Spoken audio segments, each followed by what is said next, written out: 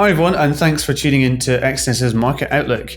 In this video, we're going to be looking at a possible idea for trading over the next few days, some of the narratives that are driving that idea in markets, and some of the factors that traders should be aware of if they choose to take on the idea over the next few days. I'm Michael Stark, Financial Content Manager at Exness, and joining us to give the idea for the trade is Stanislav Bernikov, Trading Specialist. Thanks very much, Stan, for being here. Thank you, Michael. Thank you for having me. What's the idea then, Stan, for the trade for this week?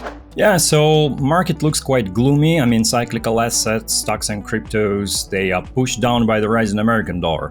But I don't think that situation will last long. And I'm looking potentially for the rebound for S&P 500 index, which is US 500 in Exness terminal. Why do I think so? Because we are coming closer to the earnings season, which starts in October. And basically, we know that October is the best month for stocks. Well, not necessarily it will work like always, but I think that corporate profits might give some optimism back to the markets. And I think that the negative sentiment seems to be over around the corner because treasury yields are trying to peak. So they're almost 3.7%. And that's what traders expect precisely. So they expect interest rate to be established at this level, 3.74%. At the meeting in November. So I don't think that yields will go much higher than that. And so in terms of the narrative in markets, you mentioned, of course, about bonds and they might be close to a peak. Do you think that there's any indication of strong fear in markets, or do you think that there's a degree of complacency? What's the kind of overall sentiment driving? Well, there is no sign of fear. Volatility still holds below 27, I think. So VIX is in the range. So level of fear is just as normal as it was previously. So no fear, no liquidation, no capitulation visible yet. So it's like a new normal. Correction in the market is like a new normal. Traders don't care. But that shows us that probably the situation might not be as bad as someone would expect. And in case we get some optimism, or at least in case we stop yields from growing and American dollar from strengthening, so it might give cyclical assets the impulse to grow again. Not only stocks, but also cryptos too. But for cryptos, it's another story. Basically, we're looking at stocks now. And so you mentioned in terms of what traders should be aware of if they take this idea, you mentioned about earnings season is coming up starting in October.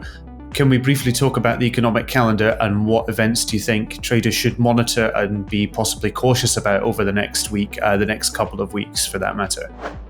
Right. So first of all, GDP publication this week is the most important because Jerome Powell had mentioned the potential recession that might happen as a cost of bringing price back in order.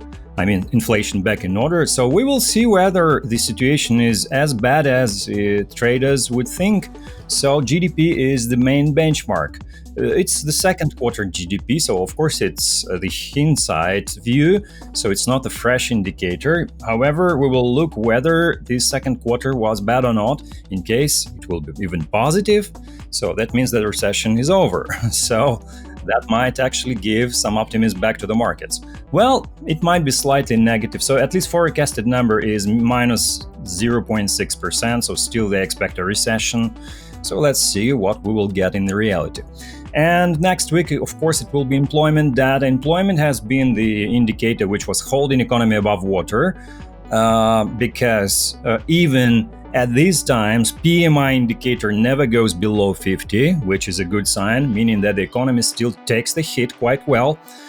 And actually employment and unemployment display the strength. I mean, labor market was strong. So we will see whether it is so or not next week. Okay, so in summary then, the idea for a possible trade this week is buying the S&P 500, since it's quite close to the support around 3,750. If it pushes lower, there might be a bounce with which people could trade.